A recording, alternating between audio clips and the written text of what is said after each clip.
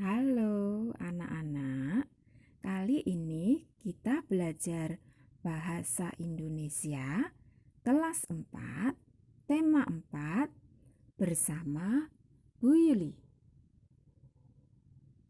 Nah, kompetensi dasar kali ini yaitu KD 3.5 dan KD 4.5, yaitu mencermati tokoh yang terdapat pada teks fiksi serta menyampaikan hasil identifikasi tokoh yang terdapat pada teks fiksi secara lisan, tulis, dan visual. Oke, selanjutnya seperti yang sudah dijelaskan minggu kemarin, kita ingat-ingat ya, apa itu cerita fiksi? Fiksi artinya hasil dari imajinasi. Sedangkan non-fiksi yaitu cerita berdasarkan kenyataan. Nah, mari kita lanjutkan lagi. Di dalam suatu cerita itu ada unsur intrinsik, unsur yang berada di dalam suatu cerita, yaitu tema, tokoh, amanat, setting, alur, dan sudut pandang. Untuk kompetensi kali ini, kita belajar tentang tokoh. Oke, tokoh dibagi dua, yaitu tokoh utama dan tokoh pembantu atau pendamping. Untuk tokoh utama, yaitu tokoh yang paling banyak diceritakan. Dan tokoh utama ini selalu hadir di dalam setiap kejadian. Sedangkan tokoh pembantu sebenarnya tidak memiliki peranan yang terlalu penting dalam cerita. Namun, kehadirannya itu menunjang tokoh utama. Oke, selanjutnya penokohan antara lain dibagi dalam 4 macam. Oke, kita ingat-ingat lagi yang sudah dijelaskan Bu Yuli minggu kemarin. Yang pertama berdasarkan peran, yaitu ada 2, antagonis dan protagonis. Yang kedua berdasarkan perwatakan, yaitu sederhana dan kompleks. Yang ketiga berdasarkan berkembang atau tidaknya, yaitu statis dan berkembang. Kemudian yang keempat, kemungkinan pencerminannya. Oke, anak-anak, sekarang mari kita cermati untuk cerita bawang merah dan bawang putih.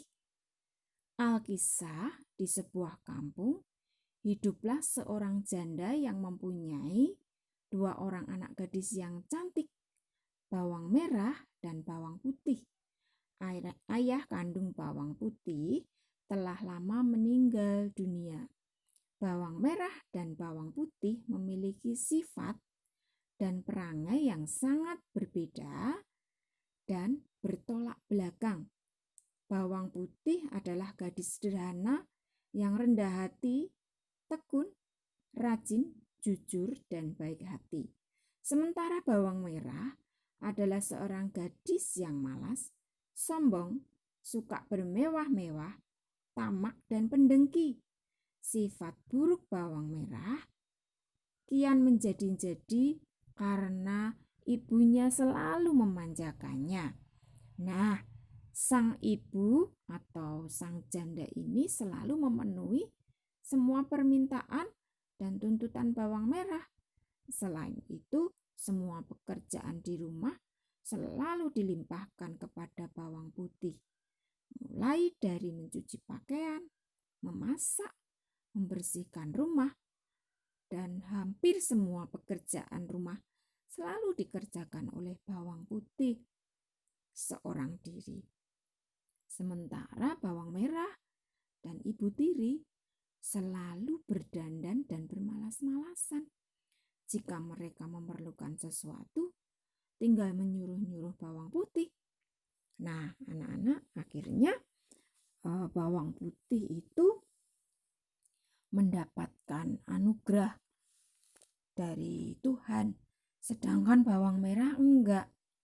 Oke, sekarang anak-anak, mari kita lihat tentang ulasan bawang merah dan bawang putih. Oke, unsur intrinsiknya yaitu yang pertama tokoh. Tokoh utama tadi yang sudah dibacakan Bu Yuli, yaitu tokohnya adalah bawang putih. Bawang putih itu contoh tokoh yang protagonis. Dia baik hati, jujur, dan menurut pada orang tua. Sedangkan bawang merah adalah contoh tokoh antagonis. Kemudian tokoh pendampingnya yaitu Ibu Tiri. Sekarang mari kita lihat dari sisi wataknya. Bawang putih rajin, nurut, rendah hati, jujur. Sedangkan bawang merah tamak, malas, sombong, dan pendengki. Nah, untuk amanatnya, amanat itu artinya pesan yang ingin disampaikan, yaitu hendaklah kita menjadi orang yang rendah hati dan tidak tamak. Oke, itu cerita yang pertama. Lalu mari kita perhatikan cerita yang kedua, yaitu tentang kerajaan tanah Sumedang yang diperintah oleh raja yang adil dan bijaksana. Sang raja mempunyai seorang anak bernama Putri Arum. Suatu ketika Putri Arum mengidap penyakit kulit yang menjijikkan. Raja mengadakan sayembara, siapa yang dapat menyembuhkan Putri Arum? Jika laki-laki akan dijodohkan, jika perempuan akan dijadikan saudara. Bujang Trindil, pembantu setia Dang Anggana, mengikuti sayembara.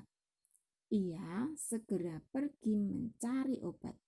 Ia berjalan mendaki gunung tinggi dan menjelajah hutan belantara. Ketika lelah, ia tertidur di bawah pohon rindang dan bermimpi. Dalam mimpi itu ia disuruh membuat sumur. Sumur itu akan mengeluarkan air panas sebagai sarana menyembuhkan Putri Arum. Ketika terbangun, Bujang Trindil segera melakukan seperti dalam mimpinya. Keajaiban terjadi. Setelah Putri Arum mandi dengan air sumur itu, penyakit kulitnya lenyap. Akhirnya Bujang Trindil mendapatkan hadiah. Namun hadiah itu ia serahkan kepada tuannya, yaitu Dang Anggana. Nah, menikahlah Dang Anggana dengan sang Putri Arum. Bujang Trindil merasa lega dan bahagia. Nah, itulah cerita. Mari kita lihat ulasannya. Oke, tokohnya yaitu siapa tadi anak-anak? Betul, Bujang Trindil. Watak Bujang Trindil adalah setia dan rela berkorban. Lalu amanat atau pesan dalam cerita, apabila menolong hendaknya tanpa pamrih. Ya, Bujang Trindil tadi menolong tuannya. Meskipun seharusnya yang berhak mendapatkan hadiah adalah dia, tetapi diserahkan kepada tuannya. Itu ya anak-anak. Selanjutnya mari kita perhatikan yang ini. Mari kita perhatikan teks ini. Ketika aku masuk sekolah mulo, demikian fasih lidahku dalam bahasa Belanda, sehingga orang yang hanya mendengarkanku berbicara dan tidak melihat aku mengira aku anak Belanda.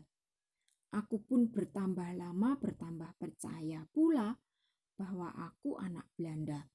Sungguh, hari-hari ini makin ditebalkan pula oleh tingkah laku seorang orang tuaku yang berupaya sepenuh daya menyesuaikan dirinya dengan langgam lenggok orang Belanda. Mari kita lihat untuk karakter penokohannya. Tokohnya adalah si Aku. Wataknya itu sombong. Amanatnya jangan mudah dipengaruhi oleh orang lain. Mengapa wataknya kok sombong? Karena dia merasa fasih dalam berbahasa Belanda. Oke, anak-anak, mari kita perhatikan berikutnya. Nah, sekarang mari kita simak cerita Swidak Loro. Nanti tentukan tokoh utamanya ya, dan tuliskan pada lembar kerja yang telah disediakan oleh Bu Yuli.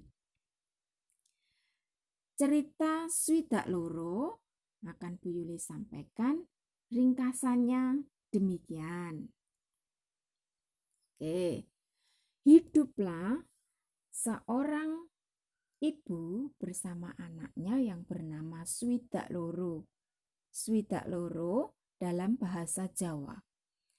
Dalam bahasa Indonesia artinya 62. Swidak Loro itu adalah nama seorang gadis, anak dari ibu tadi, yang wajahnya itu sangat jelek. Bahkan rambutnya pun sedikit sehingga dapat dihitung, maka dia disebut Swidak Loro. Jumlah rambutnya 62. Si ibu sangat sayang kepada Swidak Loro. Setiap malam ibu ini selalu menyanyikan lagu tentang anaknya. Isi lagunya adalah, "Anakku tersayang Swidak Loro, kamu adalah gadis yang paling cantik.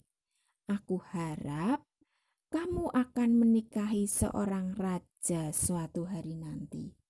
Nah, anak-anak, demikianlah setiap malam Ibu Swidak Loro selalu memuji Swidak Loro dan berharap kepada Tuhan dalam nyanyiannya. Setiap malam sampai pagi, dia terus mengatakan hal demikian. Sampai-sampai tetangga yang mendengarnya itu jengkel, bosan kepada Ibu Swidak Loro. Tapi Ibu Swidak Loro tetap menyanyikan lagu itu untuk anaknya sebagai doa di dalam hari-harinya. Nah, anak-anak, tetangganya yang jengkel tadi akhirnya lapor kepada raja. Namun, raja malah penasaran, sehingga raja malah kepingin melamar Swidak Loro. Nah, Swidak Loro dilamar oleh raja. Raja memerintahkan kepada patih dan prajurit segera pergi ke rumah Swidak Loro. Akhirnya Ibu Swidak Loro mengizinkan, namun Ibu Swidak Loro mengajukan satu persyaratan, yaitu tidak boleh seorang pun nanti yang melihat wajah Swidak Loro. Yang berhak untuk mendandani adalah ibunya. Dan nanti ketika dibawa ke kerajaan, Swidak Loro harus dimasukkan dalam sebuah tandu dan tidak boleh dibuka. Nah, ibunya pun, Ibu Swidak Loro berpesan kepada Swidak Loro untuk makan di dalam tandu itu tidak boleh keluar. Jadi Ibu Swidak Loro memberi bekal makanan kepada Swidak Loro supaya nanti di jalan dia tidak kelaparan dan tidak perlu mencari makan lagi. Namun ketika di tengah perjalanan, ya, Swidak Loro bertemu dengan seorang dewi atau seorang putri bidadari. Dia turun, kemudian dia sedap sekali mengatakan demikian. Ternyata dia mencium bau aroma makanan yang dibawa Swidak Loro. Dia lapar sekali. Kemudian sang dewi itu meminta kepada Swidak Loro. Namun karena dipesan oleh ibunya, Swidak loro tidak mau memberikan makanan itu. Akhirnya sang Dewi tetap mendesak swidak loro. Swidak loro mengajukan persyaratan akan memberikan makanan bekalnya itu asal dia tukar dengan kecantikan sang Dewi. Akhirnya sang Dewi menyetujui. Sang Dewi memberikan kecantikannya dan ditukar dengan makanan swidak loro. Akhirnya apa yang terjadi anak-anak? Swidak loro berubah menjadi gadis yang cantik jelita.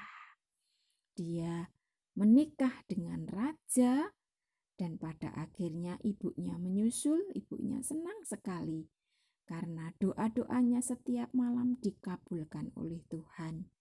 Nah, anak-anak, akhirnya swidak loro menjadi gadis putri yang sangat cantik dan menjadi istri seorang raja. Oke, anak-anak, nanti kalian tulis sifat tokoh, amanat, dan tokohnya siapa saja di dalam lembar kerja ya, yang telah disediakan Bu Guru. Terima kasih. Tuhan Yesus memberkati. Selamat belajar.